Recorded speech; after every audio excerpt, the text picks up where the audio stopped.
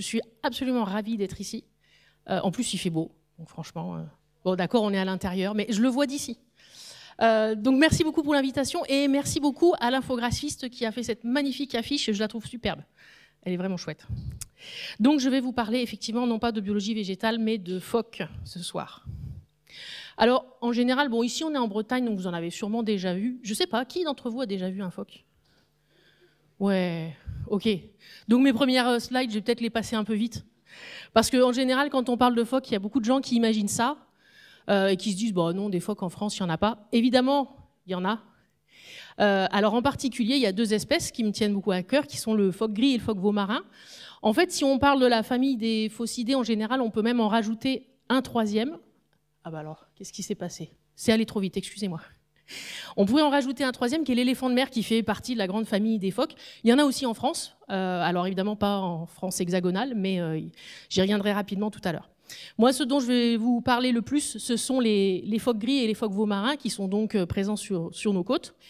Ce sont des espèces dites sympatriques, c'est-à-dire qu'elles vont partager une même aire de répartition et leurs niches écologiques vont au moins en partie se superposer.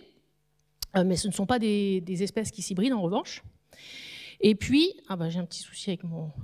elles ont un statut, comme tous les mammifères marins en France, elles ont un statut de protection relativement fort. Alors elles sont protégées à l'échelle nationale par un arrêté du 1er juillet 2011 qui stipule que la destruction, la mutilation, le dérangement des mammifères marins sont interdits, dérangement intentionnel. Elles sont également protégées à l'échelle européenne parce qu'elles sont dans la directive Habitat, dont vous avez sûrement entendu parler, notamment dans l'annexe 2 où les États membres, dont la France, doivent mettre en place des espaces protégés pour que ces espèces puissent vivre et assurer les fonctions essentielles. C'est ce qu'on appelle les zones Natura 2000. Donc un certain nombre de ces zones Natura 2000 en France, en mer bien sûr, ont été mises en place notamment pour les phoques.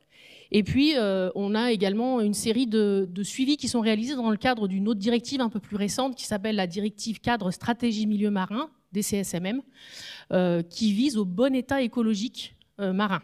Et donc un des objectifs est de suivre notamment les mammifères marins. Évidemment, c'est loin d'être exhaustif. Avant de revenir zoomer sur la France, un peu de contexte, la carte de répartition de ces différentes espèces. Là, en vert, vous avez la répartition mondiale du phoque veau marin, et en particulier, les flèches rouges vous indiquent sa présence en France. J'espère que vous savez tous quel est le petit îlot français qui est là. C'est Saint-Pierre-et-Miquelon. Donc, il y a des phoques aussi à Saint-Pierre-et-Miquelon, et puis donc, le long des côtes de la Manche et de Bretagne. Le phoque veau marin, il est dans tout l'hémisphère nord, y compris côté Pacifique. Le phoque gris, en revanche, est uniquement présent en Atlantique. Alors, je ne vous ai pas noté, mais c'est vrai aussi pour le phoque gris. Dans les deux cas, en France, il est en limite sud de l'aire de répartition. Donc, on est vraiment aux marges de l'aire de répartition de ces espèces. Et donc, là aussi, il est présent le long des côtes hexagonales et de Saint-Pierre-et-Miquelon.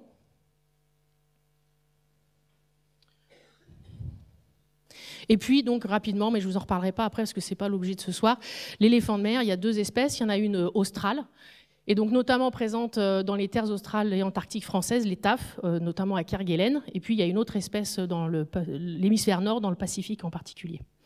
Donc, moi, ce soir, je vais vous parler exclusivement des phoques gris et phoques veau marins. Avant d'arriver jusqu'à la France, dernière petite carte de contexte, les effectifs en Europe. Donc, encore une fois, la carte ne va pas plus bas, hein. Il n'y en a pas plus au sud qu'en France. Enfin, il y en a, mais de façon très occasionnelle. Il n'y a pas des colonies établies. Il y a quelques animaux qui vont se disperser, se promener parfois jusqu'au Portugal, mais c'est assez exceptionnel. Et là, alors, la taille des ronds vous indique grossièrement le nombre de phoques qu'on peut recenser dans ces colonies. Donc, par exemple, le phoque gris en bleu, ça va être 140 000 phoques gris en Grande-Bretagne, surtout au nord de l'Écosse. 43 000 phoques veau marins. Pour la mer de Wadden, pareil, on a 27 000 veau marins, je crois. Et puis là, les phoques gris en Baltique, ça va être à peu près 23 000. Nous, on est autour de 1 ou 2 milliers en France. Alors, je reviendrai sur ces histoires de chiffres. Ce ne sont jamais des chiffres vraiment exacts et on verra pourquoi. Mais c'est pour vous donner un ordre de grandeur. Donc, on est vraiment en limite de l'aire de répartition. Et même si ça fait toujours trop pour certains, il y a très peu de phoques en France, en fait, par rapport à ce qu'il peut y avoir ailleurs.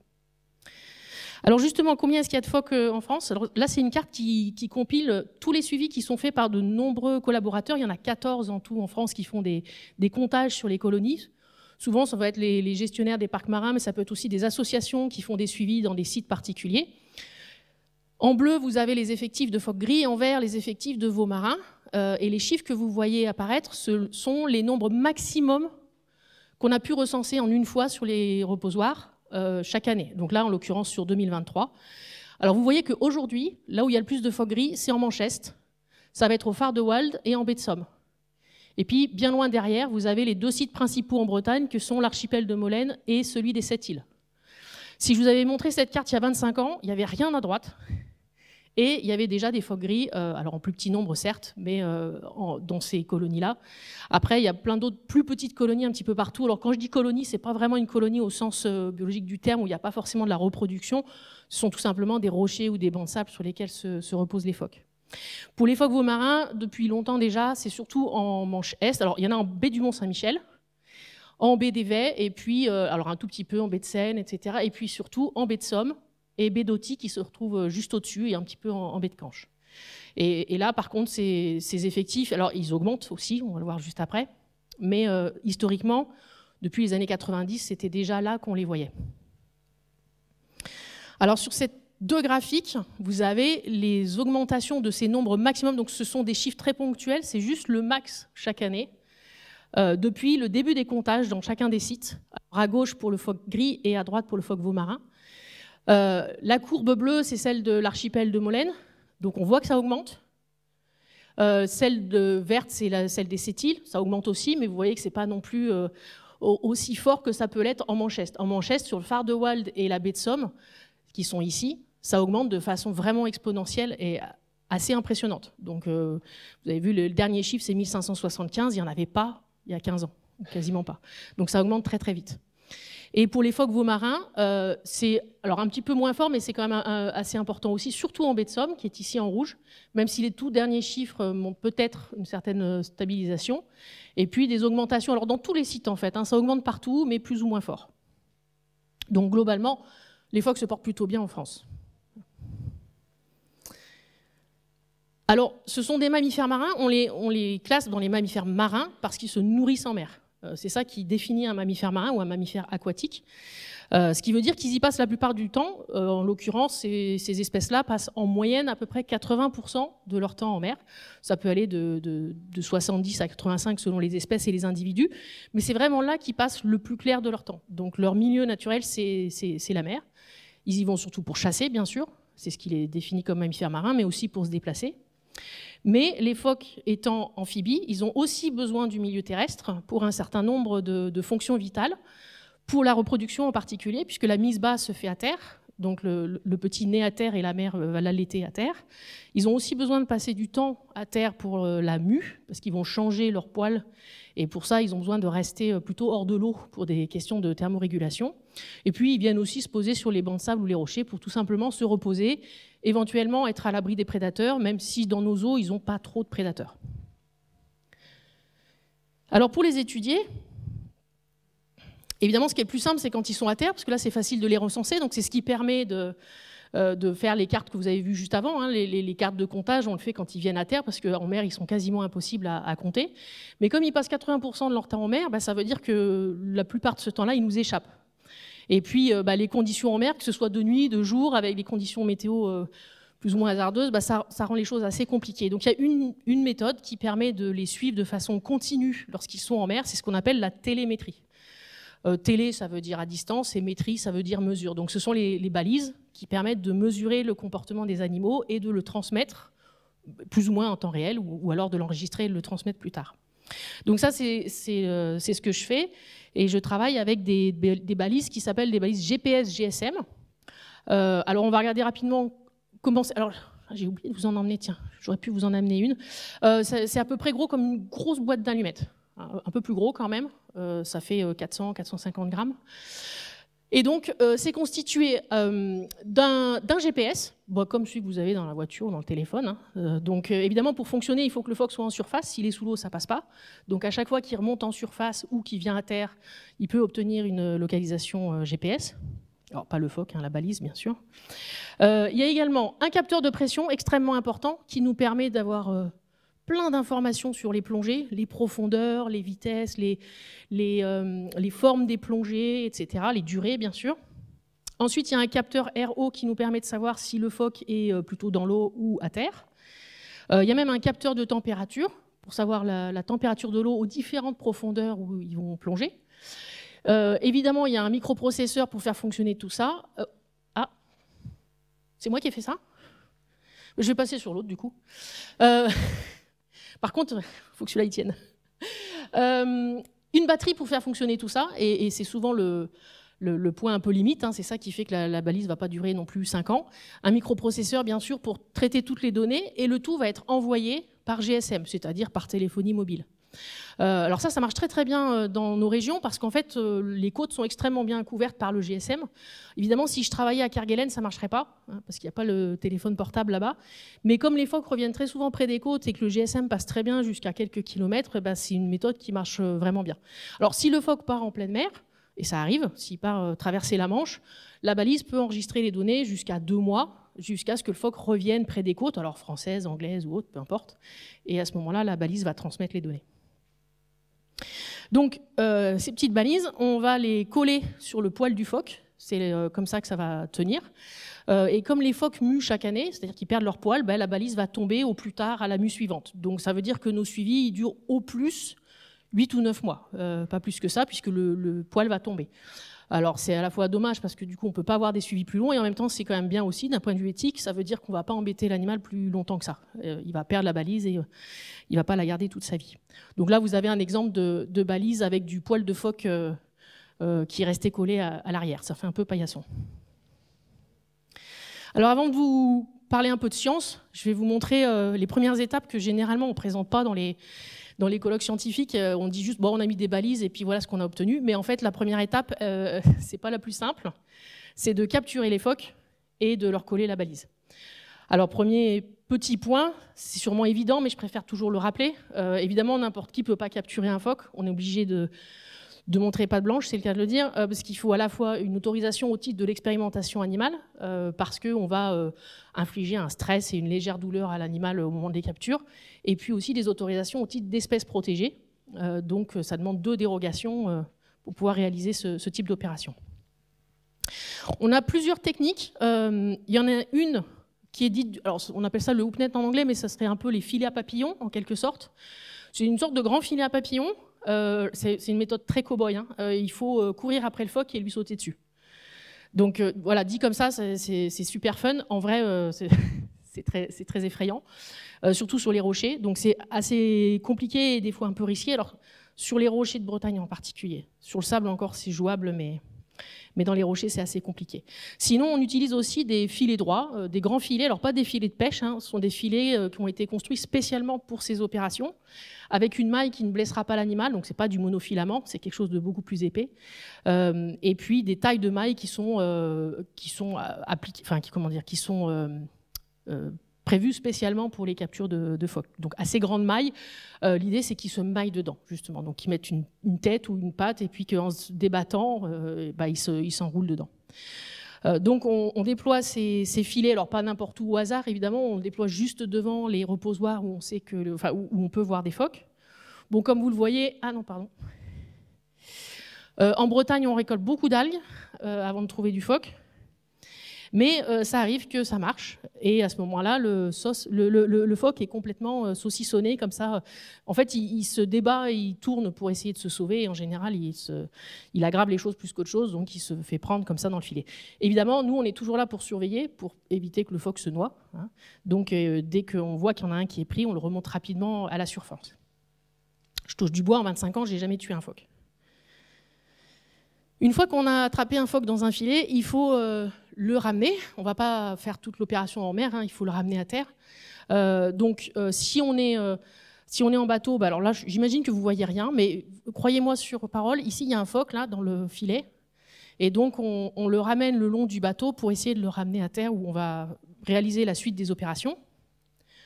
Alors quand ils sont petits, la tête passe bien à travers les mailles, ça rend les choses un peu plus dangereuses. On a perdu un boudin de bateau, hein, comme ça, avec des dents un peu acérées. Et puis, alors je ne sais pas pourquoi je les ai mises dans cet ordre, mais là, c'est la technique dont je vous ai parlé au début, où cette fois sur du sable, c'est quand même plus facile. On court avec les fameux filets à papillons et on essaie de les mettre sur les phoques. Donc, quand on a un petit peu de place et que les phoques sont un peu loin de la mer, c'est un peu plus facile. Et on peut en attraper plusieurs comme ça grâce à cette technique. Une fois que c'est fait, le plus dur est fait, on les ramène à terre. On peut utiliser une sorte de brancard parce qu'ils sont lourds. Hein. Ils peuvent un phoque gris adulte, il va faire entre 150 et des fois 250, 300 kg. Le plus lourd qu'on ait capturé, il faisait plus de 300 kg. La première opération, c'est justement de le peser pour pouvoir adapter la dose d'anesthésique qu'on va rapidement lui injecter. Donc ça, on essaye de le faire le plus vite possible. Pour ça, il faut un petit peu des gens costauds. Si on est organisé et qu'on a de la place dans les bateaux, on met un trépied, ce qui permet de le faire de façon un peu plus organisée et facile. Et le plus vite possible, on anesthésie l'animal. Donc il y a 3 raisons pour ça. La première, c'est pour qu'il soit moins stressé, parce qu'évidemment, vous doutez bien que cette capture, ça le stresse, et donc on essaye de réduire ce stress au minimum. Donc le plus vite possible, on va l'anesthésier. L'autre raison, c'est pour notre sécurité, pour éviter de nous faire mordre. Et puis la troisième raison, c'est que pour coller la balise, on utilise une colle à prise rapide qui prend très vite. Et donc si le phoque bouge alors qu'on est en train de faire le collage de la balise, elle ne va pas bien tenir et on risque de la perdre. Au prix de ces petits jouets, on essaye de faire en sorte qu'elle tienne bien. Donc c'est une injection d'anesthésiant qui va durer à peu près, enfin l'anesthésie dure à peu près 15-20 minutes. C'est une anesthésie légère, hein. Il va se réveiller de lui-même au bout de 15 ou 20 minutes. Donc pendant ces 15 ou 20 minutes, on enlève vite le filet et on va préparer le poêle sur lequel on va coller ces balises. Alors autrefois, on faisait ça à l'ancienne avec du papier, etc. Et en fait, un collègue nous a dit un jour, mais avec une bouteille d'air comprimé, ça serait pas mal, ça ferait sèche-cheveux et ça marche très très bien. Donc on prend de l'air comprimé pour faire sèche-cheveux de phoque et on rajoute un peu d'acétone pour dégraisser et ça marche très très bien. Ensuite, on utilise une colle époxy à prise rapide, bicomposant, qu'on doit trouver sûrement dans le commerce. Ça prend très vite, hein, en 5 minutes, et c'est l'objectif, puisque le but du jeu, c'est que tout ça se soit fait assez vite pour que le phoque reparte en mer tout de suite. Donc on ne le ramène pas dans un laboratoire ou quoi que ce soit, hein. Il est capturé sur la plage ou les rochers et il repart du même endroit. Voilà, donc une fois que tout est fini, le phoque a un petit jouet derrière la tête. Donc là, c'est un phoque gris en iroise, c'est tout beau, tout propre. Il faut voir qu'on ne travaille pas toujours dans des conditions idéales comme ça. Des fois, ça ressemble à ça. Ça, je ne voudrais pas balancer, mais c'est en baie d'Évey, en Normandie. C'est très boueux.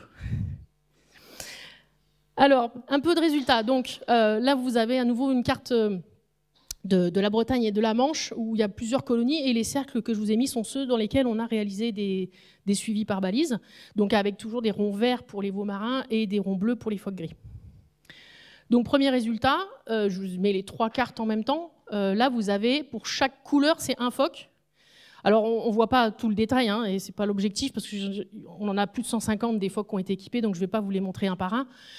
Ici, vous avez la baie du Mont-Saint-Michel. On voit que 2 couleurs, mais ils étaient 8 en fait. Hein. Donc, c'est juste qu'ils sont les uns sur les autres. Alors, ce n'est pas les phoques qui sont les uns sur les autres, ce sont les trajets réalisés par ces phoques qui se superposent complètement. Vous notez quand même qu'il y en a un qui a été un peu aventurier et qui a traversé la Manche. Alors, ça, ce n'est pas parce qu'il avait bu, c'est à cause du courant de marée. Je ne sais pas s'il y en a parmi vous qui ont déjà pris les ferries qui traversent, mais si on regarde bien la trace, en fait, ça fait ça aussi, parce que les courants sont tels, les courants de marée, que ça déporte un peu le bateau. Le phoque, c'est pareil. En fait, il voulait traverser, mais il a été déporté par la marée montante et descendante. Donc, c'est pour ça qu'il y a ce zigzag-là. Sinon, en fait, il allait tout droit. Et puis, malheureusement, on a perdu sa trace assez vite, mais c'est dommage, parce que pour cette espèce, c'était le seul qui était un peu aventurier et qui était allé de l'autre côté de la Manche. Ici, en baie d'Évey, il y a, alors je ne veux pas vous dire de bêtises, je crois qu'il y a 24 individus en total sur cette carte. Alors pareil, vous ne voyez pas les 24 parce qu'ils sont les uns sur les autres, mais vous voyez quand même qu'il y en a un qui est allé jusqu'à Cherbourg, et puis il y en a un ou deux qui sont allés jusqu'en baie de l'Orne, ici. Globalement, ils restent quand même très côtiers. Ils vont un petit peu en mer, mais ils ne vont pas au milieu de la Manche. Et enfin, les derniers en baie de Somme. Donc là, logiquement, il y en a 25. Et sur les 25, c'est pareil, ils sont très très côtiers. Alors il y en a un petit peu qui vont en mer juste en face de... Moi je dis un peu pour me moquer que souvent ils restent là où ils ont pied. Les phoques marins, c'est terrible, ils sont extrêmement côtiers. ils restent très, très, très près des côtes, ils les longent, et puis ils vont assez peu en mer. Les plongées maximales qu'on a, c'est peut-être 30 mètres, ce qui est quand même pas un record. Vous verrez après pourquoi je dis ça quand on verra les phoques gris. Enfin voilà, donc voilà les résultats pour ces trois colonies de phoques veaux-marins. Et voilà ce que ça donne pour les phoques gris. Donc les flèches sont les sites de capture. Ici, on a capturé au total, alors pas en une fois, mais en plusieurs années, 21 phoques gris, enfin même un petit peu plus d'ailleurs, non 37 parce qu'il y a des données Argos anciennes et puis des données plus récentes, donc 37 phoques gris qui sont partis d'Iroise. Donc vous voyez qu'il y a une espèce d'autoroute entre la Cornouaille, les îles Scilly et la pointe de Bretagne. Il y en a aussi beaucoup qui vont plus loin jusqu'en Irlande, et puis quelques-uns qui vont au centre de la Manche, là, dans le golfe normando-breton en particulier. Et puis ceux de baie de Somme ou de l'estuaire de Seine, donc là on a 23 ou 24 phoques gris équipés en baie de Somme et 7 en estuaire de Seine. Et ben vous voyez qu'ils vont soit au milieu de la Manche, soit en mer du Nord. Voilà. Alors ces cartes elles sont toujours un peu trompeuses parce que comme on voit des couleurs qui partent partout, on a l'impression qu'ils partent tous quelque part. En fait, sur le lot, il y en a quand même un certain nombre qui restent assez, alors pas sédentaires, mais en tout cas qui vont rester, par exemple, il y en a qui sont restés en mer d'Iroise pendant tout le temps de suivi. Je vous rappelle, ça dure quelques mois, hein, ça ne dure pas non plus des années, donc ça ne dit pas ce qu'ils vont faire sur plusieurs années, mais certains d'entre eux peuvent rester au même endroit pendant un certain temps. Mais à un moment ou un autre, pendant le cycle biologique, ils vont, pour beaucoup, en tout cas pour plus de la moitié d'entre eux, quitter les eaux françaises, entre guillemets, parce qu'évidemment, ils ne connaissent pas de limites, pas de frontières, et donc ils vont aller plutôt au sud-ouest des îles britanniques ou en Irlande pour ceux qui sont en Bretagne, et plutôt en mer du Nord pour ceux qui sont en Manche Est. Alors à l'intérieur des balises, comme je vous disais, on a des capteurs qui permettent d'avoir des indications sur leur comportement, et en particulier qui nous permettent de dire s'ils sont plutôt en plongée. Alors nous on appelle plongée tout ce qui a plus d'1,50 m de profondeur, parce que sinon c'est quasiment la taille du phoque, hein, donc on ne sait pas s'il barbote à la surface ou s'il fait autre chose. S'il est donc en surface, ou s'il est à terre, donc vraiment à sec sur un banc de sable ou un rocher. Et avec ça, on fait des bilans d'activité. Donc on a ce type d'histogramme, là, donc en jaune, le temps passé en plongée, en bleu en surface et en vert à terre. Et ces frises-là, on peut les appliquer sur l'ensemble du suivi. Donc là, par exemple, vous avez un phoque qui a été suivi pendant 7 mois à partir de l'Iroise. Vous voyez ces plongées. Alors ici, c'est en mètres, hein, donc 0, 50, 100, 150 mètres. Il a plongé jusqu'à un peu plus de 150 mètres. Et puis là, vous avez la frise dont je vous parlais avec les 3 codes couleurs. Donc par tranche de 2 heures, on nous dit combien de temps il a passé en plongée, en jaune, en surface, en bleu, ou à terre, en vert. Donc on voit que déjà, ils sont extrêmement réguliers. Hein, ils vont tout le temps à des profondeurs relativement fixes. Mais là, on voit comme un trou dans les données, où ils passent beaucoup de temps à terre, et puis plus du tout en plongée. Est-ce que vous avez une idée de ce qui se passe ? C'est l'hiver. Non, mais ça hiberne pas, hein, c'est pas un ours. Bon, c'était une idée. Une autre idée ? La reproduction. C'est ça. Et là, en l'occurrence, alors que ce soit un mâle ou une femelle d'ailleurs. Alors la femelle, c'est assez évident, elle met bas, et son petit, elle va l'allaiter pendant 3 semaines. Donc pendant 3 semaines, elle va quasiment pas aller dans l'eau.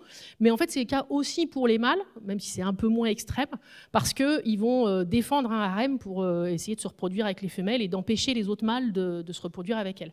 Donc dans les 2 cas, ils vont passer beaucoup de temps à sec au moment de la reproduction.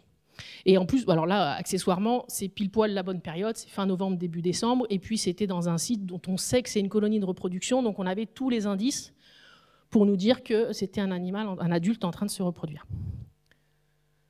Alors du coup, on a repris notre carte et on a regardé où étaient les endroits où les phoques qu'on avait équipés de balises avaient eu ce type de comportement. Alors pour ceux qui étaient équipés en Iroise, il y en a quelques-uns qui effectivement se sont reproduits en Iroise, pas beaucoup, mais quelques-uns. Et de fait, il y a quelques naissances chaque année dans l'archipel de Molène. Il y a une femelle qui allait mettre bas aux 7 îles, et elle a été photographiée par des collègues qui travaillent là-bas, donc on a vu son nouveau-né, etc. Donc on a les données de la balise collent parfaitement avec ce qui a été observé de visu sur place. Mais la plupart, ils vont plutôt aller en Irlande, voire même jusqu'en Écosse. Là, c'est un peu loin quand même. C'était à Islay. Donc ça va plutôt être dans les îles britanniques et l'Irlande. Et puis ceux qui ont été équipés en baie de Somme, par contre, ils ne se reproduisent pas du tout pour l'instant en Manchester. Il n'y a quasiment pas de naissance de phoques gris en Manchester. Il y en a quelques-unes chaque année, mais ce ne sont pas encore vraiment des colonies établies. Par contre, ils vont retourner dans des colonies très connues en Angleterre, voire près de l'Écosse, et en mer de Wadden, aux Pays-Bas, dans des endroits là aussi où c'est connu. Alors, vous voyez, on a, comme je vous disais, ces échanges qui sont un peu unilatéraux. Hein. À l'ouest, on reste à l'ouest, à l'est, on reste à l'est. Et en fait, ça dénote un petit peu la façon dont ces animaux sont venus recoloniser les côtes, et en particulier dans la Manchester, puisqu'il n'y avait pas ou plus de phoques gris. Je dis plus parce qu'en fait, on l'a oublié, de mémoire d'homme, on ne peut pas s'en souvenir, c'était pas il y a juste quelques dizaines d'années, c'était un peu plus longtemps. Mais il est de retour, en particulier parce que là où il y en a le plus, c'est ici. Et en fait, les sites de reproduction commencent à saturer. Il y a aussi sans doute des problèmes de disponibilité des proies en mer du Nord. Et donc, globalement, on voit les phoques gris qui descendent. Ils ont commencé à le voir en mer de Wadden. En 15-20 ans, les chiffres ont absolument explosé. C'est devenu des colonies de reproduction alors qu'il n'y en avait pas avant. Et puis, c'est en train de continuer à descendre jusqu'aux côtes françaises. Alors, c'est assez contre-intuitif parce qu'en général, en ce moment, avec le réchauffement climatique, les espèces, elles ont plutôt tendance à remonter. Mais les phoques, ils n'ont pas reçu le mémo et eux, ils viennent sur nos côtes. Alors, blague à part, la question se pose vraiment de savoir ce qui va se passer avec le réchauffement climatique parce qu'il va commencer à faire vraiment chaud pour un phoque, en particulier en été. Je vous fais voyager un tout petit peu, mais après, promis, on revient en Bretagne. Donc Saint-Pierre-et-Miquelon, ça se trouve là, un territoire français, magnifique, soit dit en passant. Donc on a équipé aussi des phoques là-bas, on a mis des phoques sur des phoques veaux marins. Alors, les traits partent un peu dans tous les sens, c'est parce que la technique est différente, ce sont des balises Argos, dont vous avez sûrement entendu parler, qu'on utilise notamment sur les bateaux, qui vont être un petit peu moins précises, là en l'occurrence. Donc c'est pour ça que des fois on a l'impression que le phoque il est parti à terre, mais enfin, globalement, sur les grands déplacements, ça nous donne quand même vraiment une bonne indication de ce qu'ils ont fait. Donc on a toujours une couleur égale un phoque. Là, on a 10 individus qui sont équipés. Vous voyez l'échelle, là on a 200 km, donc même si vous ne connaissez pas bien Terre-Neuve et Saint-Pierre-et-Miquelon, vous voyez quand même ils ont pas mal bougé, un peu plus en tout cas. Hein. Il y en a qui sont restés autour de Saint-Pierre, il y en a même un qui est resté dans le port de Saint-Pierre pendant des mois. Donc ils sont capables d'être extrêmement sédentaires, mais ils ont aussi les capacités d'aller plus loin, et notamment d'aller dans les eaux de Terre-Neuve ou de descendre chasser sur le banc de Terre-Neuve qui est ici, là juste avant le chenal laurentien, qui est à un peu moins d'une centaine de kilomètres de l'archipel de Saint-Pierre-et-Miquelon, et qui peuvent plonger sans problème à 100 mètres de profondeur. Comme quoi, ils savent faire, ils peuvent le faire. C'est juste qu'en Manchester, ils n'ont pas besoin de le faire. Donc ils peuvent rester pas loin et plonger peu profondément parce que ça leur suffit pour trouver leur nourriture. Dans d'autres habitats, ils peuvent avoir besoin d'aller plus loin et plus profondément. Et puis on a équipé seulement deux femelles phoques gris qui, elles, sont restées quelques temps à Saint-Pierre-et-Miquelon et sont finalement parties à l'approche de l'hiver, avant la saison de reproduction, et qui sont allées se reproduire. Alors je ne sais pas si vous le voyez de là où vous êtes, mais il y a un filet de terre là, qui s'appelle l'île de Sable, qui est un endroit magnifique, un peu mythique pour tous les Canadiens. C'est là où il y a 80% de la population de phoques gris ouest Atlantique qui se reproduit. Il y a des milliers, des dizaines de milliers de naissances de phoques gris chaque année. Et puis c'est un endroit où il y a aussi des chevaux sauvages qui se promènent parmi les phoques. Donc c'est un endroit assez incroyable. Mais donc pour revenir sur nos phoques, sans surprise, elles sont allées se reproduire là-bas. On savait qu'il n'y avait pas de naissance de phoques gris dans l'archipel de Saint-Pierre-et-Miquelon, donc on se doutait qu'elles allaient aller soit dans le golfe du Saint-Laurent, soit à l'île de Sable. Et de fait, elles sont allées se reproduire à l'île de Sable. Donc là aussi, des collègues canadiens qui travaillent sur place nous ont envoyé des photos, enfin, nous ont donné les informations de la femelle qui a mis bas, où tout s'est bien passé. Donc on a eu aussi des informations de visu qui ont confirmé les données de la balise. Bon, je reviens en Bretagne. C'est tout aussi joli, pas de jaloux. Et donc on a étudié les déplacements. Alors là, cette fois, vous avez une carte par individu.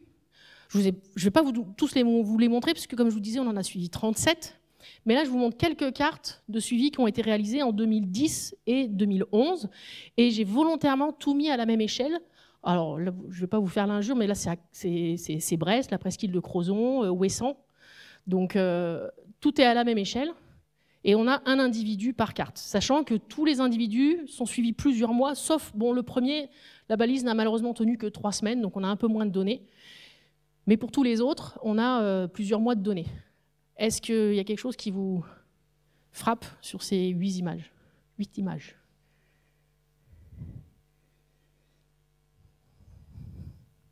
C'est un peu chercher Charlie, hein. Parce qu'il y a un truc.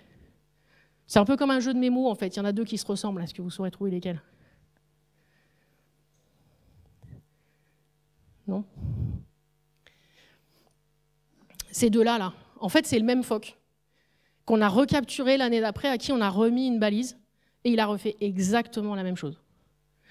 Donc, alors, certes, on l'avait suivi que 3 semaines. Alors, vous allez me dire, ça compte pas. Bon, ben d'accord, ça compte pas. Alors, on va faire les suivants. Donc là, pareil, 2012-2013. Maintenant, vous savez ce que vous devez chercher. Il y a un individu qu'on a recapturé, donc on l'a suivi pendant plusieurs mois, il a perdu sa balise, on est revenu l'année d'après, et on a eu la chance, je dis bien la chance parce que c'est extrêmement intéressant comme type de données, de le recapturer. Alors, est-ce que vous avez retrouvé notre paire? 29-35, c'est bien ça.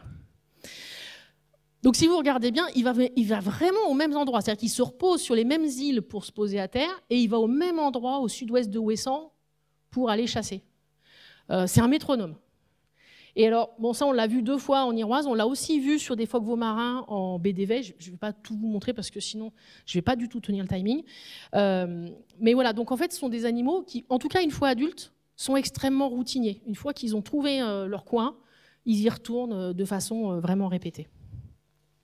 Alors, pour rendre les choses un tout petit peu plus scientifiques, et ça va être en particulier pour les étudiants, plutôt que de juste regarder les cartes, on a calculé un indice qui s'appelle l'IDSP, l'indice de différence, enfin en anglais c'est Index of Difference of Differences in Spatial Pattern, donc les différences de distribution, on va dire, pour faire simple. C'est un indice qui va de 0 à 1. S'il est à 0, ça veut dire que les trajets se superposent complètement.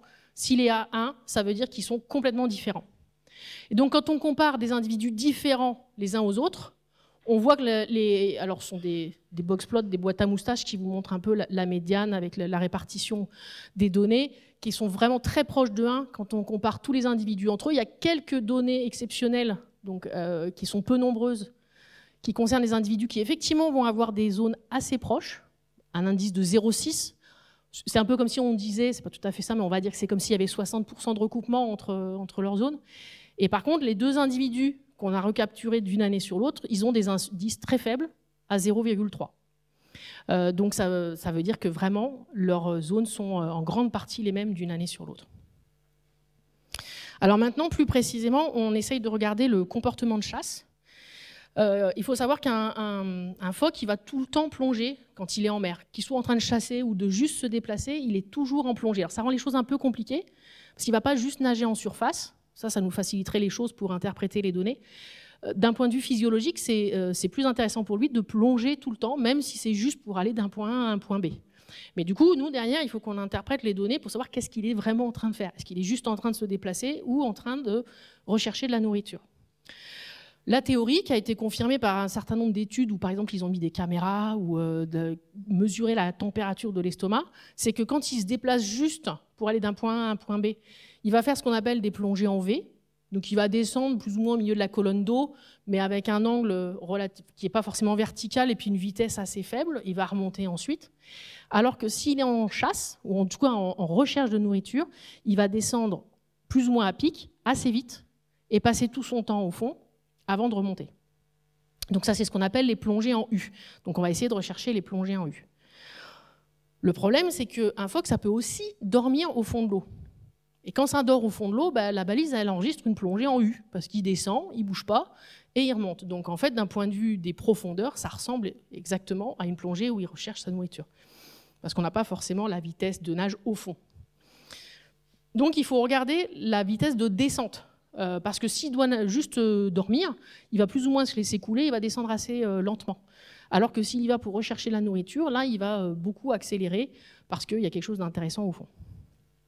Là, on va reprendre notre phoque témoin, c'est le phoque B22, celui qu'on a suivi 2 années de suite. Donc là, tous les petits points bleus, ce sont des plongées. Si vous connaissez un tout petit peu le Nord Finistère, là, c'est le Conquet, là, c'est Béniguette, Quéménès, la Pointe Corsen est ici. Donc là, il y a toutes les plongées.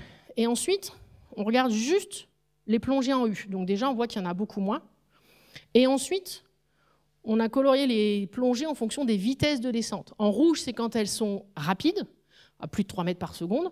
Et en vert, c'est quand elles sont lentes, à moins d'1,50 m par seconde. Et il se trouve que toutes les plongées en U lentes, eh ben, elles sont autour des reposoirs connus. Donc il y a des tout petits rochers là, sur lesquels on sait que les phoques se reposent.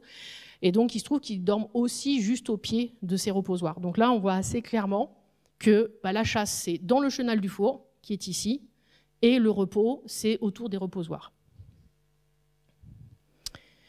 Alors maintenant, on a des nouvelles balises qui sont encore plus extraordinaires parce qu'elles incluent des accéléromètres. Les accéléromètres sont des capteurs qui enregistrent les accélérations, comme le nom l'indique, dans 3 dimensions, donc en avant, arrière, en haut, en bas, et à gauche, à droite.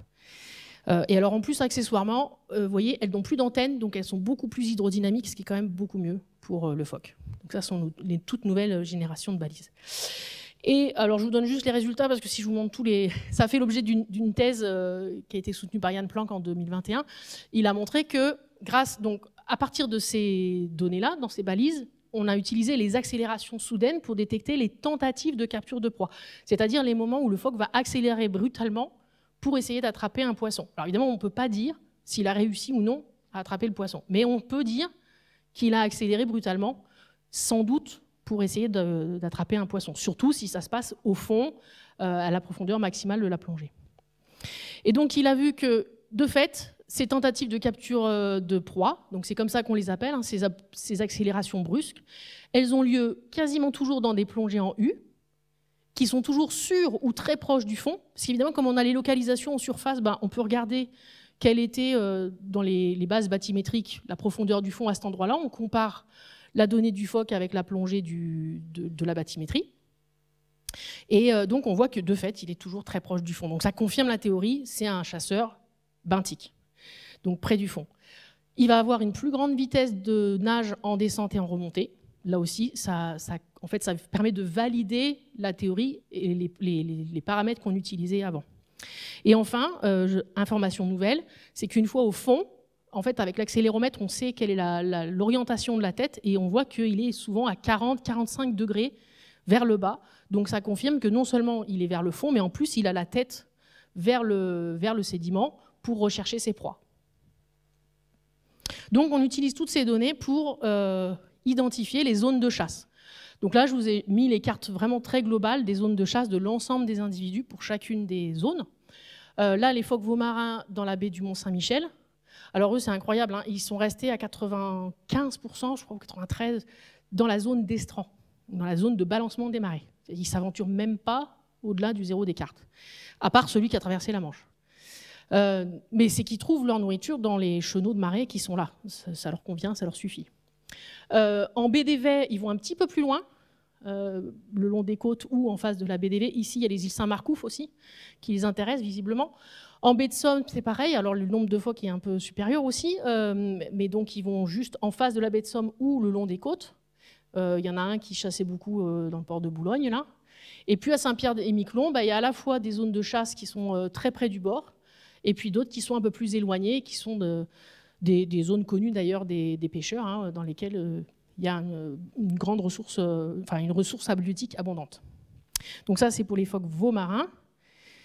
Et puis maintenant, pour les phoques gris, on devinait bien hein, qu'ils allaient aller loin. Donc de fait, les zones de chasse, elles sont très étendues, mais on voit quand même, alors ce sont des cartes de densité, excusez-moi, je n'ai pas mis les légendes, ce qui est une erreur, plus c'est foncé et plus c'est concentré. Donc les zones les plus concentrées sont en bleu foncé ici, et les moins importantes sont en bleu clair. Donc les moins importantes sont beaucoup plus étalées, évidemment, mais on voit que malgré ces grands déplacements, il y a bien des zones de chasse qui étaient jusqu'ici, là au nord de l'Irlande, mais en fait, la majeure partie de leur comportement de chasse, il était quand même bel et bien en mer d'Iroise, et de façon très localisée en fait.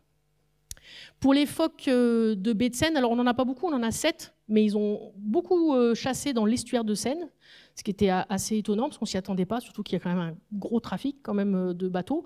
Visiblement, ça ne leur pose aucun souci. Et puis, ils ont eu des zones de chasse très, très larges aussi, jusque voilà, au Pas-de-Calais, là, il y a Goodwin Sands qui se trouve là, et puis en mer du Nord. Et les phoques gris de baie de Somme, eh bien, ils ont des zones de chasse qui sont parfois localisées, puis qui, des fois, sont complètement au milieu de la Manche. Alors là, juste pour rappel, je vous mets à côté de cette carte des phoques gris, celle des phoques veaux marins qui sont aussi suivis en baie de Somme. Alors, je ne vous ai pas superposé l'une à l'autre, mais on devine qu'il y a un chevauchement assez important. C'est-à-dire que les zones de chasse des veaux marins, elles se chevauchent assez fortement avec celles des phoques gris. Par contre, les phoques gris, eux, ils vont aussi plus loin. Donc, certes, il y a une partie des zones de chasse qui sont communes avec les veaux marins, mais les phoques gris ont aussi la possibilité d'aller plus loin. Et ça va avoir une importance pour les relations écologiques et notamment de compétition entre les deux espèces. Là, je fais juste un petit aparté parce que j'aime bien les cartes, même si elles ne sont pas... voilà, là, dans cette zone-là, nos collègues écossais, ils ont un logiciel qui permet de forcer un peu sur la bathymétrie pour la voir de façon très exagérée.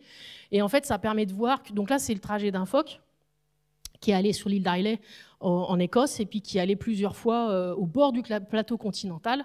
Et si on zoome, on voit qu'il est vraiment juste au bord. Alors là encore, ce sont des zones de pêche très connues. Donc les pêcheurs aussi connaissent l'adresse parce qu'il y a des remontées de nutriments par ici et qui font que cette zone est riche. Et donc les phoques, n'hésitez pas à faire 150 km, à rester plusieurs jours dans la zone de chasse avant de revenir se reposer le long des côtes écossaises. Donc ça, c'est un peu un extrême.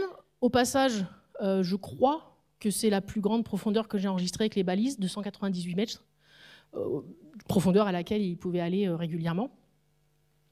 Donc voilà, donc ils sont capables de ça. Ils peuvent faire 100 ou 150 km pour aller chasser et plonger à 300 mètres. Donc ça veut dire qu'il y a quelque chose d'intéressant pour eux là-bas. En comparaison, ceux qui restent dans l'archipel de Molène, voilà à quoi ressemble leur zone de chasse. Donc là, je vais faire défiler les cartes et à chaque fois, j'en rajoute une couleur égale un phoque. Mais encore une fois, ce sont des données qui sont basées sur plusieurs mois de suivi. Donc voilà, chaque nouvelle couleur, un nouveau phoque. On voit que finalement, ils sont quand même un peu chacun chez soi, même si des fois, il va y avoir des recoupements. Là, par exemple, on voit qu'il y a plusieurs phoques qui, à la sortie de la rade de Brest, là, ont des zones qui les intéressent.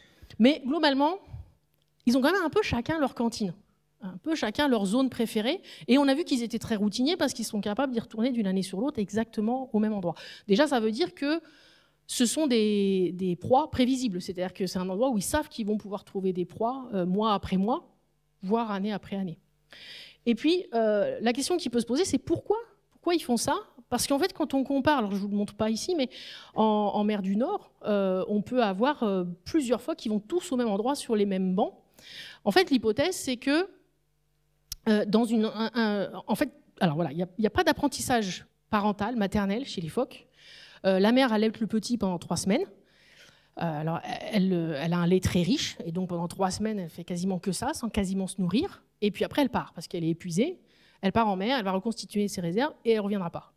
En tout cas, elle ne reviendra pas pour s'occuper du petit. Donc le petit, il va devoir tout apprendre tout seul.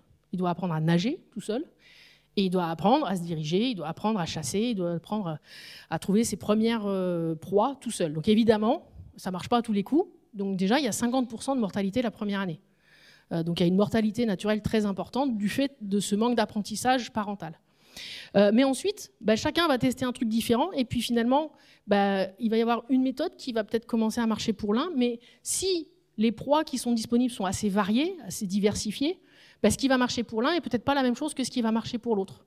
Et donc chacun va développer une stratégie en fonction de l'environnement auquel il est confronté dans les premières semaines ou les premiers mois de sa vie. Et après, il peut être très routinier et refaire ça de façon répétée. Donc on dit souvent que le phoque gris, c'est une espèce généraliste, mais constituée d'individus spécialistes. C'est-à-dire qu'à l'échelle de toute l'espèce, on voit qu'ils peuvent manger plein de proies différentes, par exemple. Mais en fait, un individu, alors je ne suis pas en train de vous dire qu'un individu mange un seul type de poisson, ce n'est pas aussi simple que ça, mais en tout cas, un individu peut revenir de façon répétée uniquement dans une zone, et donc peut-être avoir un type de proie. Et notamment, ça, par exemple, on l'observe beaucoup en Bretagne, où il y a relativement peu de phoques et des proies, une richesse, une biodiversité importante et puis beaucoup d'espèces de poissons différentes. Mais par exemple, en mer du Nord, alors c'est un peu moins vrai maintenant, mais du temps où il y avait beaucoup de lançons, 80-90% du régime alimentaire des phoques gris, c'était le lançon. Ils allaient tous manger la même chose. Voilà, alors ensuite, quel autre type d'informations on peut avoir? On peut faire de ce qu'on appelle de la modélisation d'habitat, c'est-à-dire qu'on va regarder comment est l'habitat à l'endroit où les phoques chassent. Donc on va regarder la bathymétrie, la profondeur du fond, on va regarder le type de sédiments, on va regarder les courants de marée, et avec des modèles, on va en déduire quels sont les endroits potentiellement intéressants pour les phoques, quels sont les endroits où ils pourraient aller chasser. Alors quand on regarde la carte d'Iroise, en fait, elle ressemble beaucoup aux zones de chasse déjà connues, donc il n'y a pas beaucoup de surprises. Mais il y a d'autres endroits, comme par exemple ici pour ce qui a été fait en baie de Somme, et ça c'était la thèse de Mathilde Huon en 2017, où elle a identifié, grâce à ces modèles, des zones dans lesquelles il n'y avait à ce moment-là pas encore tellement de phoques gris, notamment ici, et qui sont de fait maintenant utilisés par des phoques gris qui sont arrivés depuis ces années-là. Et puis même chose dans les autres sites, donc là c'est la modélisation pour les veaux marins, qui, là, ressemble assez fortement à ce qu'on a déjà observé. Ça va, ouais, un quart d'heure, ça va aller. Alors, on a quelques informations supplémentaires. On ne regarde pas uniquement ce qui se passe à partir des balises. J'ai pas mal de collègues, alors c'est évidemment pas moi qui fais tout ça. J'ai des collègues avec qui je collabore et qui font qui mènent d'autres études sur ces mêmes phoques. Et en apportant tous ces morceaux de puzzle, ça nous permet d'avoir une meilleure idée de ce qui se passe. En particulier, on peut regarder ce que mangent les phoques grâce à soit à leurs crottes. Hein, concrètement, il s'agit de ramasser les crottes de phoques et de regarder ce qu'il y a dedans. C'est pas très glamour comme ça, mais c'est super intéressant. On peut faire plein de choses. En particulier, regarde les restes de poissons, ce qu'on appelle les otolithes, qui sont très particuliers et très distinctifs des espèces dont ils sont issus. Et même la taille des otolithes nous donne une indication de la taille des poissons qui ont été consommés. Donc ça nous permet de reconstituer, d'imaginer quelles étaient globalement les masses de poissons consommées espèce par espèce. On peut aussi regarder les restes dans les estomacs s'il y a des animaux morts, échoués, ou pris dans des filets, ça arrive. Et puis on a aussi des marqueurs écologiques. C'est un petit peu plus technique, mais ça va être les acides gras dans le lard, qui sont des indicateurs de l'alimentation, ou également les isotopes stables du carbone et de l'azote, en particulier les vibrisses, c'est-à-dire les moustaches, si vous préférez, qui là aussi vont être... Alors, ça ne va pas nous dire précisément ce que le phoque a mangé, mais ça va nous donner une indication de son niveau trophique ou de l'habitat des proies qu'il a consommé, et voir s'il y a des variations ou non au cours du temps ou entre les sites. Bon, je vais vous donner quelques résultats concrets quand même. Si vous me demandez ce que mange un phoque, eh bien, voilà la réponse pour la baie de Somme, et je vous donnerai aussi une réponse pour la Bretagne tout à l'heure. Les phoques veaux marins sont à gauche et les phoques gris sont à droite. Tout ce qui est en vert et jaune, ce sont des poissons plats. Donc vous voyez que les phoques veaux marins en baie de Somme, j'insiste, hein, c'est en baie de Somme, c'est-à-dire que si vous étudiez la même espèce ailleurs, vous aurez peut-être une réponse très différente. Parce que justement, ce sont des espèces qui s'adaptent beaucoup à leur habitat, à leur environnement. Donc là, c'est ce qui se trouve à cet endroit-là. Il se trouve que la baie de Somme est une nurserie de poissons plats, et donc c'est effectivement ce qu'ils consomment, mais ça ne va pas forcément être la même chose ailleurs. Donc une très grande majorité de poissons plats, plis, flets, sols, etc. Et puis un tout petit peu de poissons ronds, mais pas beaucoup. Un petit peu de dragonnet en particulier. Et chez les phoques gris, il y a aussi des poissons plats, plus de la moitié quand même. Donc là encore, on a cette idée de chevauchement. On a vu que les zones de chasse étaient en partie les mêmes. La nourriture aussi, ils se nourrissent en partie des mêmes proies, mais ils ont une diversité plus importante et ils ont beaucoup plus de poissons ronds. Et là, ça va beaucoup dépendre des saisons, mais en particulier en hiver, on a vu qu'ils pouvaient se nourrir de harengs, voire de sardines et de sprades, et puis aussi de céphalopodes. On peut, comme je vous le disais, regarder la taille des proies. Donc là, vous avez une distribution en centimètres des tailles de proies. Alors là, c'est toute espèce confondue, donc évidemment, c'est un petit peu... c'est très global, mais on le regarde aussi espèce par espèce. Vous avez en vert la distribution des tailles de proies des veaux marins et en bleu celle des phoques gris. Ça se chevauche, mais les phoques gris vont manger des proies un peu plus grandes que les phoques veaux marins. Donc ils ont en partie les mêmes ressources, mais les gris vont aller un peu plus loin et manger des ressources un peu plus grandes. Bon, celui-là, je vais passer. Donc, globalement, en baie de Somme, où on a les deux espèces, c'est une des raisons pour lesquelles j'insiste, parce que les deux espèces sont présentes, les deux espèces augmentent, le phoque gris plus fortement que le phoque veau marin. Historiquement, il n'y avait que des veaux marins. Donc, il y a des chevauchements de zones de chasse, des chevauchements de leur régime alimentaire et aussi des chevauchements de leur niche isotopique, avec une indication de la niche des phoques gris qui était plus grande et un plus haut niveau trophique que celle des phoques veaux marins. Donc ça veut dire qu'il peut y avoir éventuellement compétition, Et les autres études menées dans d'autres endroits du monde, et notamment en Europe, ont montré qu'en général, c'est le phoque gris qui gagne. Donc le phoque veau marin, souvent, est plutôt perdant sur cette compétition avec le phoque gris. Donc il y a peut-être de l'inquiétude à se faire pour les phoques veau marins en Manche-Est. Voilà les résultats alors, qui commencent à dater. Heureusement, on a un nouveau programme qui va bientôt commencer, donc j'espère avoir des données plus récentes à vous présenter bientôt. Mais il y a bientôt 20 ans, voilà le régime alimentaire. Enfin, je sais que dans les 10 ans qu'on suivi, ça n'a pas beaucoup changé. Le régime alimentaire des phoques gris en mer d'Iroise. Alors, il y avait la moitié qui était constituée de vieilles, la vieille, le poisson, la vieille, des labridés. Une bonne partie du congre aussi, alors ils n'en mangent pas forcément beaucoup, mais comme c'est très lourd, ça pèse vite dans le pourcentage du régime alimentaire. Des bars, alors ça évidemment ça fait plaisir à personne. Et puis dans les gadidés, il y a notamment des tacos et des lieux. Et puis un tout petit peu de soles communes et autres poissons. Les autres, je les ai rassemblés parce qu'ils faisaient très peu de pourcentage chacun. Tout ça, c'est à suivre, puisqu'on a un nouveau projet qui vient de démarrer, qui s'appelle Écophoque Iroise, et qui démarre cette année et qui devrait durer 3 ans. En mer d'Iroise, on va équiper des nouveaux phoques de balises à l'île de Sein et dans l'archipel de Molène, et on va également continuer à étudier leur régime alimentaire. Si j'ai le temps, je continue à vous parler un petit peu de... Ça va, vous tenez le choc? Un petit peu de rythme d'activité. Je vais peut-être passer certaines diapos parce que sinon ça va faire beaucoup. Mais là, je voulais vous montrer un petit peu les rythmes d'activité. Je reprends toujours mon même, c'est un peu ma star, là, le phoque B22 qu'on a vu tout à l'heure, où il faisait des plongées de chasse au milieu du chenal de four et puis des plongées de repos autour des reposoirs. Là, vous avez des couleurs de points, c'est toujours les mêmes plongées, hein, c'est les mêmes, mais qui sont en fonction des heures du jour ou de la nuit. En gros, en bleu, c'est la nuit, et puis en vert et orange, c'est le jour. Je crois que c'est très clair, hein, ils chassent de nuit dans le chenal du four.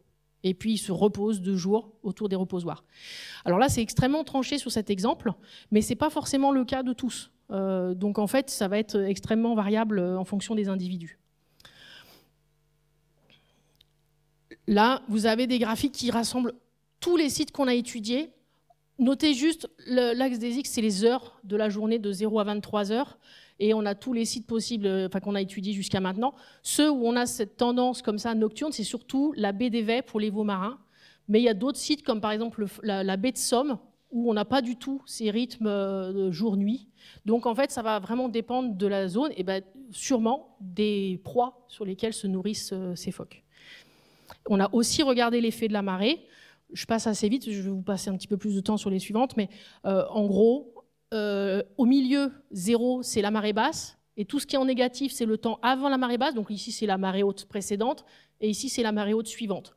Et on voit que pour beaucoup d'entre eux, alors il y a quelques exceptions, comme ici en baie du Mont-Saint-Michel, en baie du Mont-Saint-Michel, ils chassent un peu plus à marée haute, et ça on pouvait s'en douter parce qu'ils ne quittent pas la zone d'estran, donc à marée basse, ils ne peuvent pas chasser, ou moins, parce qu'il n'y a plus que les chenaux. Par contre, dans la plupart des autres sites, la marée n'a pas l'air de beaucoup jouer sur les rythmes de chasse, ce qui n'était pas forcément évident, on s'attendait à d'autres résultats. Mais par contre, quand on regarde les activités de repos à terre, donc toujours ici en fonction de l'heure, de 0 à 23 heures, on voit que dans certains sites, ils se reposent vraiment beaucoup plus à terre dans l'après-midi. C'est le cas en baie d'Évey, c'est le cas à Saint-Pierre-et-Miquelon. Il y a des choses des fois un petit peu plus compliquées. En baie du Mont-Saint-Michel, c'est aussi plus l'après-midi. Ça, il y a beaucoup d'études dans la littérature qui montrent que c'est souvent le cas. Ils se mettent plus à terre dans l'après-midi parce qu'il fait plus chaud et c'est plus avantageux pour eux d'un point de vue de la thermorégulation, de la régulation de leur température. Donc ils ont plus intérêt à se mettre à terre à ce moment-là. Et quand on regarde les marées, là on voit tout de suite un effet vraiment net dans quasiment tous les cas.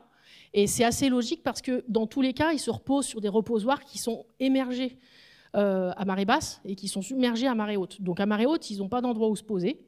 Donc c'est assez logique qu'ils se posent très peu à terre à marée haute, c'est-à-dire des deux côtés de ces graphiques. Il y a un endroit qui fait exception, c'est la baie d'Évey. Et de fait, en baie d'Évey, il y a aussi des reposoirs de marée haute. Donc il y a des bancs de sable où ils se mettent à marée basse, mais il y a aussi des herbus dans lesquels ils aiment se poser à marée haute. Voilà, je suis passée un petit peu vite sur tout ça, mais toutes ces données-là, elles sont particulièrement importantes pour les gestionnaires des espaces protégés dans lesquels se trouvent ces phoques, parce que ça leur permet aussi de mieux choisir les périodes pendant lesquelles ils vont faire les suivis, notamment les suivis des comptages. Ils essayent toujours d'aller compter les phoques au moment où ils sont les plus présents à terre. Et donc, ce type de données leur permet de mieux préparer leur protocole pour aller lors des comptages lorsqu'ils sont les plus présents.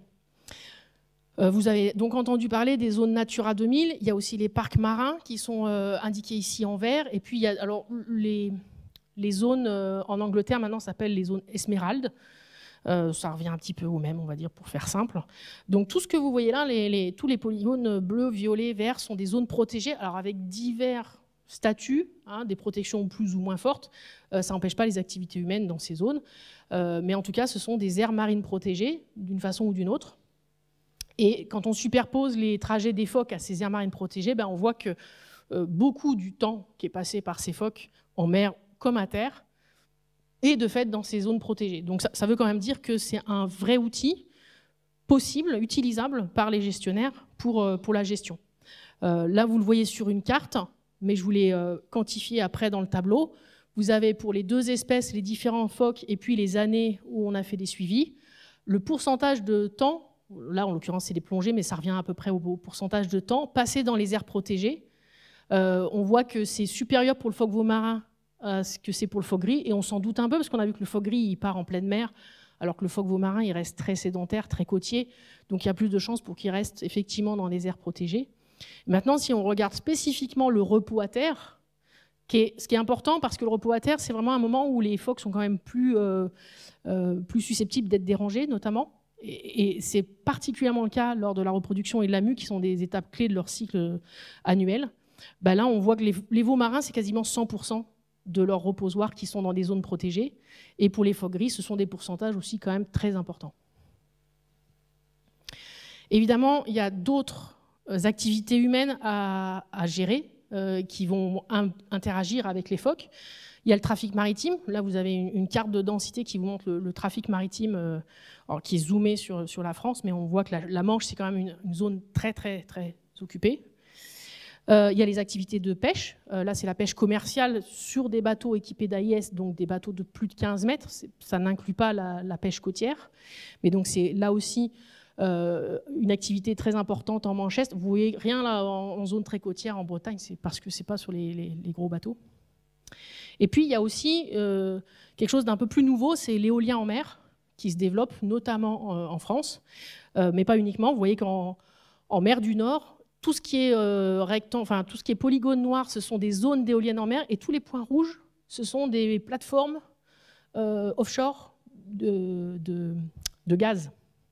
Donc il y a une activité humaine vraiment intense en mer du Nord, et certains auteurs commencent à se demander si une des raisons pour lesquelles les phoques descendent dans nos eaux, ça ne serait pas aussi à cause de toute cette accumulation d'activités humaines. Évidemment, pour l'instant, il n'y a que des suppositions, il n'y a aucune certitude. Ces projets éoliens, ça finance une bonne partie de mes recherches en ce moment parce que ces constructeurs ont l'obligation légale de faire des suivis avant, pendant et après la construction des éoliennes. Et donc, en particulier, lorsqu'elles sont situées pas loin de colonies de phoques, on équipe des animaux de balises avant, pendant et après.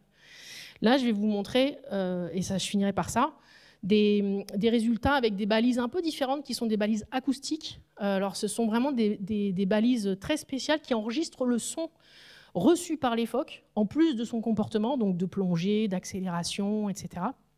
Elles durent moins longtemps, elles durent qu'1 mois et il faut les récupérer. Donc c'est toute une histoire. Je vous en parlerai si on a le temps pendant les questions. Mais en tout cas, ça permet d'avoir des données à très haute fréquence sur toutes les activités du phoque et ce qu'il perçoit comme bruit.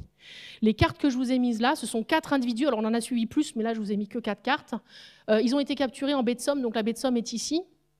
Vous avez les ports du Tréport et de Dieppe. Et ici, c'est la zone du projet éolien en mer, Dieppe-le-Tréport. Pour l'instant, elle n'existe pas, hein, les éoliennes. C'est juste une zone de projet. Donc là, ce sont les suivis pendant ce qu'on appelle l'état de référence, donc avant travaux. Et tous les ronds que vous voyez, ce sont des moments où le phoque a reçu, enfin la balise du coup, a reçu un son relativement fort. Ça va être un passage de bateau ou autre engin humain. La taille des ronds est proportionnelle à la durée du son et la couleur est proportionnelle au niveau sonore. Ici, vous avez les décibels de 90 à 130 décibels. C'est très fort, hein, 130 décibels, ça fait du bruit. Donc vous voyez qu'il y a certains phoques, comme celui-là par exemple, qui ont eu un peu de bruit dans la baie de Somme, un petit peu ici, peut-être des bateaux qui étaient venus pour préparer le travail des éoliennes, et puis c'est tout. Donc globalement assez peu d'exposition. Et puis d'autres, notamment ceux qui étaient très côtiers, qui ont eu de très nombreux événements sonores enregistrés par la balise. Et il y en a un en particulier qui allait systématiquement chasser dans le port de Dieppe. Et là, évidemment, la balise a enregistré beaucoup de bruit, tous les passages de bateaux. Mais visiblement, ça ne posait pas problème aux phoques, puisqu'il y allait pour chasser. Allez, c'est la dernière. C'est réellement la dernière, à part les remerciements. Ici, c'est une frise qui vous montre 3 choses. Ici, c'est du temps. Hein. Ici, c'est 1h40, 2h30, 2h40. Donc là, on a 1 heure de données pour un phoque. Ce qui est en haut, c'est la plongée en profondeur. Donc il y a plein de plongées, les unes après les autres. Vous voyez, il est descendu jusqu'à 20 mètres maximum. Et puis chaque point rouge, c'est une tentative de capture de proie, c'est-à-dire un moment où le phoque a accéléré pour, sans doute, essayer d'attraper une proie. Le deuxième, c'est celui où il y a des accélérations dans les 3 dimensions. On va passer sur celui-là. Et le dernier, c'est un spectrogramme. Donc ça vous montre avec des couleurs le son qui a été perçu. Plus la couleur est chaude, plus le son est fort. Et donc là, on voit en fait un passage de bateau, concrètement, qui était quand même très fort. Hein. Il est monté à plus de 120 décibels. Et donc, on regarde, d'abord visuellement, puis ensuite en faisant des tests statistiques, si le phoque est dérangé, s'il change quoi que ce soit. Quand on regarde là, on n'a pas franchement l'impression qu'il a changé grand-chose au moment du passage du bateau.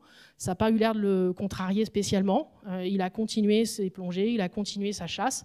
Et de fait, c'est ce qu'on trouve sur l'ensemble du jeu de données. C'est-à-dire qu'on n'a pas l'impression, pour l'instant, dans les niveaux sonores qui sont perçus dans cette zone, que les phoques soient particulièrement dérangés lorsqu'il y a un bateau qui passe. Évidemment, ils sont habitués à ce bruit, puisqu'ils y vivent depuis toujours. Et la pression sonore, elle n'est pas plus importante aujourd'hui qu'elle ne l'était hier. Est-ce que ça va changer avec les travaux des éoliennes? C'est une autre question, à laquelle on répondra la prochaine fois. Voilà, donc j'ai terminé. Juste 2 diapositives de remerciements. Vous vous doutez que pour faire tout ça, il faut beaucoup de monde, à la fois des équipes de collaborateurs, mais aussi des financements importants. Ce sont des jouets qui coûtent cher. Donc, en 25 ans de carrière, j'ai dépensé beaucoup de sous et j'ai sollicité beaucoup de collègues. Et justement, les collègues, c'est le plus important. Et notamment pour le terrain, il y a besoin de beaucoup de gens qui doivent vraiment donner leur personne pour pouvoir attraper les phoques. Donc, je voudrais tout particulièrement remercier toutes les personnes, et il y en a une dans la salle, qui sont venues sur les terrains pour participer à ces captures. Merci pour votre attention.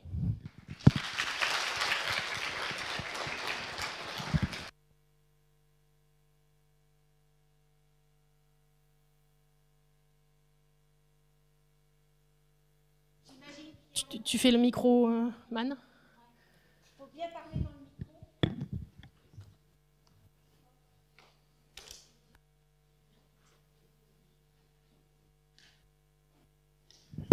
Voilà, c'est parti. Il y a quelques années, j'ai vu un cadavre de phoque échoué sur la plage de Penthièvre. Est-ce que d'après vous, c'était une aire de répartition normale ? Alors, je dois vraiment m'excuser, mais je ne sais pas où est la plage de Penthièvre. Alors, c'est le cordon littoral qui relie le continent à la presqu'île de Quiberon. Oui, alors on est un peu au sud de l'aire de répartition, mais il y a des phoques gris établis toute l'année au Glénan, par exemple. Maintenant, en tout cas, ce n'était pas forcément le cas il y a 20 ans. Mais comme globalement, les chiffres augmentent et que, comme je vous disais, de façon un peu contre-intuitive, les phoques redescendent un peu vers le sud, je ne suis pas étonnée qu'on en voit, oui, effectivement. Et notamment des échouages, parce qu'un échouage, alors s'il était mort, les courants ont pu l'amener d'ailleurs, donc il pouvait venir d'ailleurs. Donc c'est pas exceptionnel. Des échouages de phoques, on en a toute l'année sur toute la côte atlantique, et même des phoques vivants, nous on en a souvent sur l'île de Ré, en face de La Rochelle. Alors encore une fois, ce ne sont pas des colonies établies où il y a des dizaines de phoques toute l'année, mais des passages, il y en a souvent, oui. Ça va devenir de moins en moins exceptionnel de voir un phoque sur les côtes.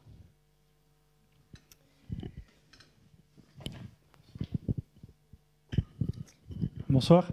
Je voulais savoir 2 questions. Une question par rapport au dérangement, l'impact du dérangement, si vous avez connaissance d'études par rapport aux distances de fuite des phoques, de 2 espèces. Si vous pouvez citer les études. Et puis une autre question sur si vous pouvez nous éclairer sur le fait qu'on retrouve des individus isolés, parfois bien en amont Par exemple, dans certains cours d'eau, comme le Blavet, je ne sais pas si vous connaissez, mais on voit des individus isolés sur Hennebont ou dans la Ria d'Etel, sur la commune de Sainte-Hélène, par exemple. Alors, je vais essayer de me souvenir des deux questions. Je vais les prendre dans l'ordre. La première, sur le dérangement, il y a assez peu d'études scientifiques vraiment sur ces thématiques. C'est une vraie préoccupation, et en particulier de tous les gestionnaires et des associations qui suivent les colonies de phoques en France, parce que dans certains sites, il y a une augmentation aussi de la pression touristique pour venir voir les phoques. Il y a quelques sites dans le monde où il y a eu des études. Ce qui est très compliqué, c'est que les phoques ont aussi une capacité d'acclimatation. Et puis, ils peuvent faire la distinction avec le temps entre ce qui va les déranger ou pas. Typiquement, j'ai fait ma thèse en mer d'Iroise, quand on y allait avec le Zodiac qui venait pour les prendre en photo, ou quand on est venu plus tard avec un autre bateau pour pouvoir les capturer, à des centaines de mètres, ils se mettaient à l'eau parce qu'ils avaient peur. Mais un bateau de pêcheurs, ils pouvaient passer à quelques mètres, ils n'en avaient rien à faire. Parce qu'ils avaient fini par apprendre que ce bruit-là de bateau, ils n'avaient pas à en avoir peur, le machin allait passer et ça n'allait pas être un souci pour eux. Donc tout ça, ils peuvent l'apprendre. Un des cas les plus extrêmes, je dirais, c'est qu'il y a une colonie de phoques, qui est une très grosse colonie en Angleterre, qui s'appelle Donanook, qui est juste au bout de la piste de décollage de la Royal Air Force. Donc il y a des avions de chasse qui décollent au-dessus de la colonie de phoques, peut-être pas à longueur de journée, mais très souvent. Donc ça fait un bruit terrible, ça leur fait rien. Alors, ça leur fait rien. On n'est pas dans leur corps, donc peut-être que physiologiquement, ça les dérange. Ce qui est sûr, c'est qu'ils sont toujours là et qu'ils s'y sont accoutumés. Et par contre, vous allez avoir un kayakiste ou un bateau, un Zodiac, qui va arriver à des centaines de mètres, et là, tout le monde va se mettre à l'eau parce que ça va être la panique. Donc, je pense qu'ils sont capables de faire la distinction entre ce qui va réellement les déranger ou ce qui est certes du bruit ou un passage, mais qui ne va pas les déranger. Du coup, c'est quand même... C'est une question complexe. Est-ce qu'on se dit finalement ils vont s'habituer, donc c'est pas grave s'il y a une pression touristique, ou est-ce qu'on se dit non, il faut quand même réduire un petit peu. Alors maintenant, la législation est assez claire, en particulier dans toutes les zones protégées, et on a vu que ça concerne quand même une immense partie du temps, des endroits où se trouvent les phoques. Il y a interdiction de s'approcher à plus de 100 mètres. Donc là, au moins, c'est clair. Il y a une interdiction. Pour les autres cas, c'est compliqué. Alors, il y avait une autre question. Oui, l'autre question, c'était est-ce que c'est normal qu'ils aillent dans les rivières? Alors, je sais qu'il y a beaucoup d'observations, plus d'observations, il me semble, de phoques veaux-marins qui ont ce type de comportement que de phoques gris. Et de fait, ils sont un peu plus estuariens, mais il doit y avoir aussi des phoques gris. Et moi, les phoques gris, rien ne m'étonne. Ils sont capables de tout. Donc, on est d'accord que ce n'est pas leur habitat naturel. Mais il y en a qui se sont retrouvés dans la Seine. Enfin bon, des exemples un peu extrêmes, on en a plusieurs. Ils sont assez opportunistes, donc s'il y en a un à qui ça plaît d'aller là et qui trouve de la nourriture, je ne serais pas surprise que ça devienne une habitude.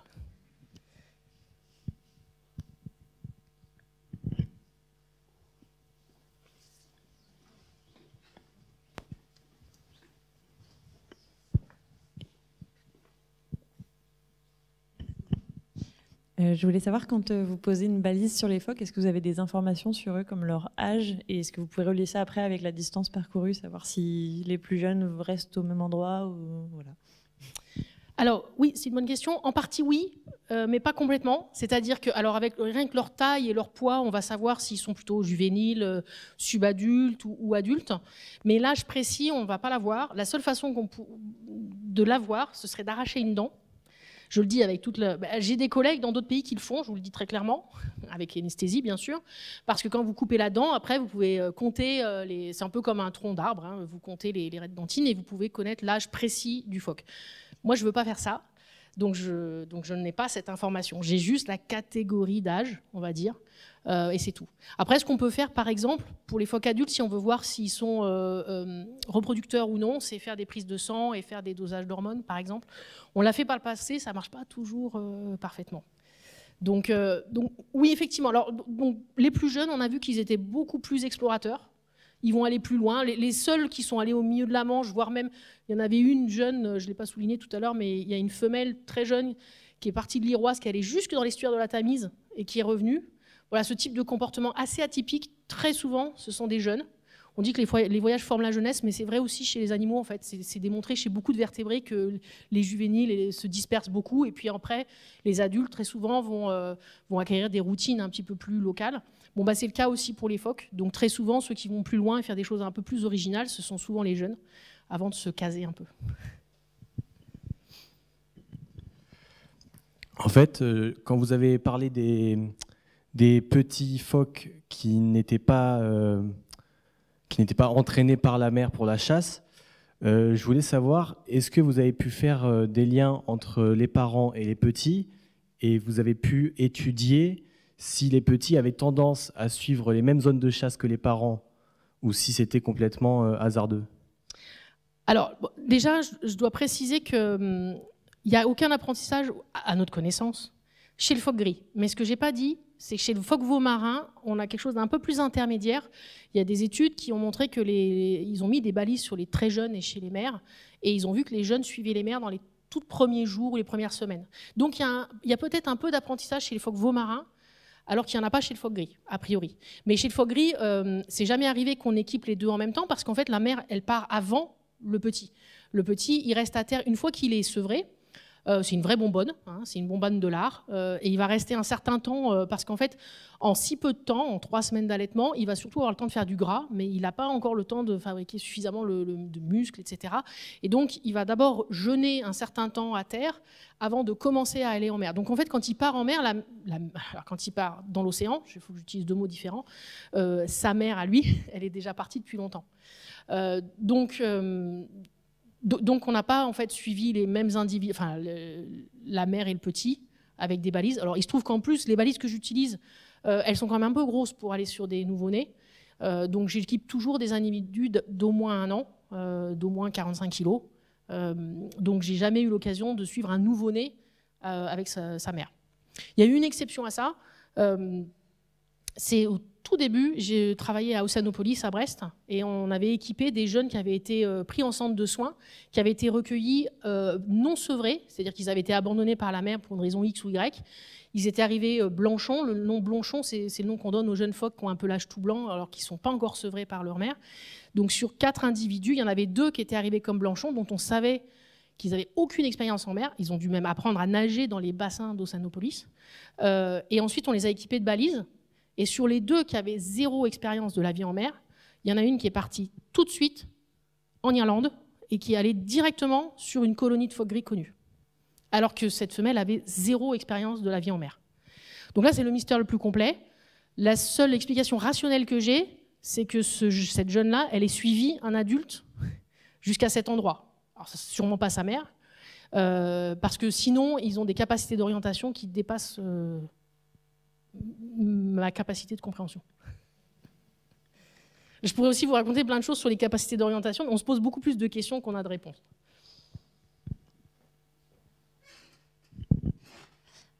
J'avais une question par rapport à votre individu B22, que du coup vous avez suivi sur 2 années différentes. Comment est-ce que vous avez su que c'était le même individu? Est-ce que vous posez une puce par exemple, ou est-ce que vous faites une reconnaissance visuelle? Alors, les deux. En fait, on met une bague, ce qu'on appelle une bague. Donc, c'est un peu, vous avez peut-être déjà vu les bagues qu'on met dans les oreilles du bétail. C'est la même chose, mais en plus petit, qu'on met dans la palmure arrière. Donc, ce sont des bagues numérotées en plastique petites, hein, qui sont grandes comme la moitié du doigt à peu près, et sur lesquelles il y a un numéro unique. Et donc, celui-là, il avait sa bague quand on l'a recapturé. On utilise souvent, même si j'avoue que je le fais de moins en moins, parce que quand on a suivi 200 phoques, ça devient compliqué de comparer les photos, mais on fait aussi de la photo-identification, c'est-à-dire qu'on prend les photos du pelage du phoque, et chez les phoques gris, ils ont des marques très particulières, un peu comme les marques digitales sur les doigts humains. C'est unique pour chaque individu, et donc là on a pu reconnaître aussi par photo, mais sinon on lui avait mis une bague, donc c'est pour ça qu'on est certain de l'identification.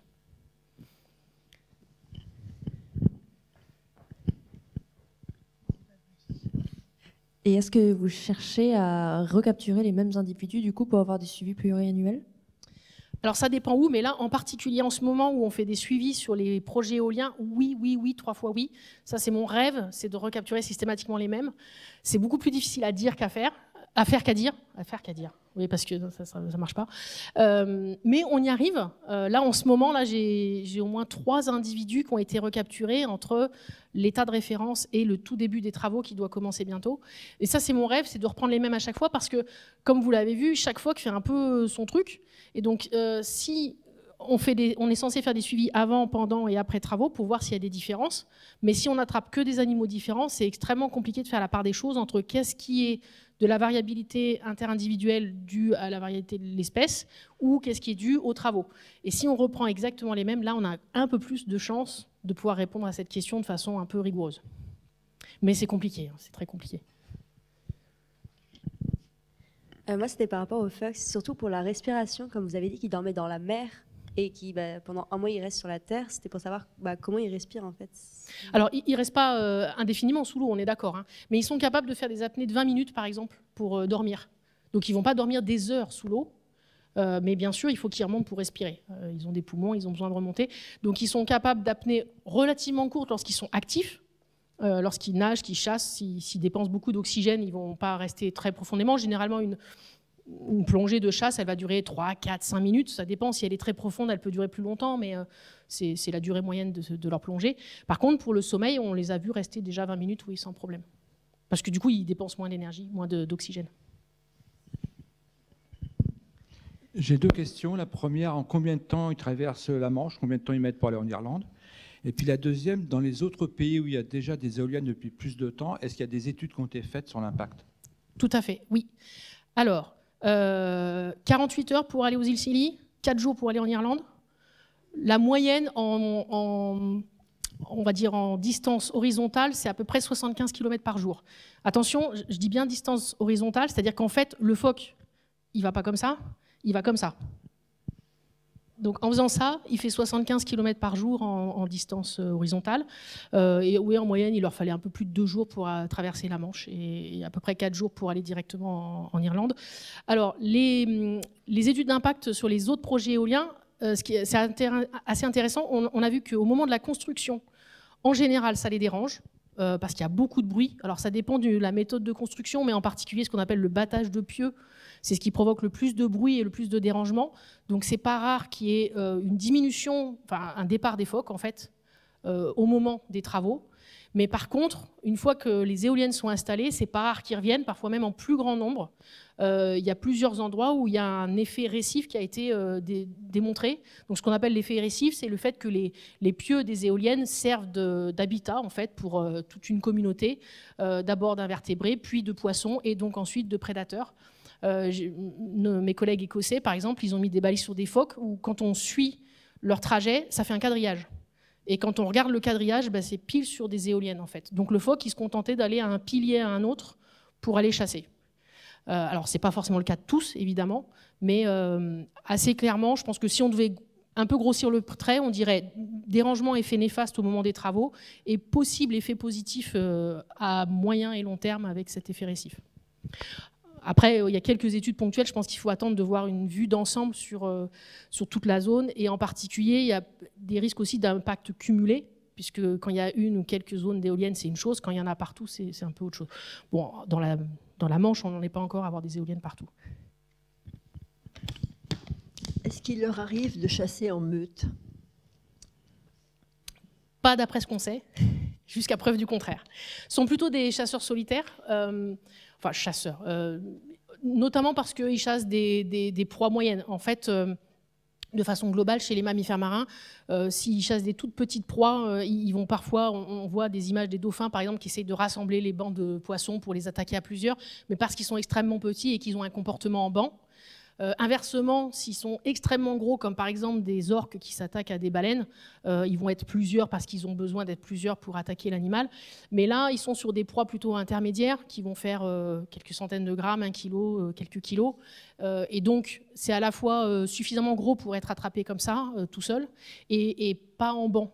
Donc en tout cas, pour les proies qui sont celles des phoques gris ou veaux-marins ici le long des côtes françaises, que ce soit en Bretagne ou en Manche-Est, a priori, ils sont solitaires. Je dis a priori parce qu'en fait, il faudrait mettre des balises sur tous les phoques de la colonie pour vraiment répondre à votre question. Et évidemment, c'est impossible. Mais d'après ce qu'on en sait, ils chassent plutôt seuls. Je voulais revenir sur la colonie de Betsom, qui est non reproductrice à l'heure actuelle. Je crois que c'était il y a 2 ans, il y avait une naissance qui avait été remarquée sur le phoque gris.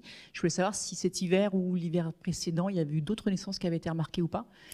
Oui, je crois que le max, ils sont à 8 là quand même.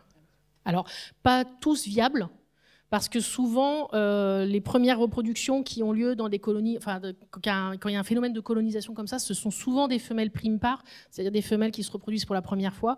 Et c'est pas rare que du coup les jeunes ne survivent pas les premières fois, parce que la femelle ne sait pas encore bien s'en occuper. Ce qui a été le cas plusieurs fois, je crois que c'est ça ces dernières années. Mais là, ça commence à augmenter. Et voilà, ce ne serait pas du tout surprenant que dans les années à venir, il y ait vraiment l'établissement d'une colonie en baie de Somme ou pas loin.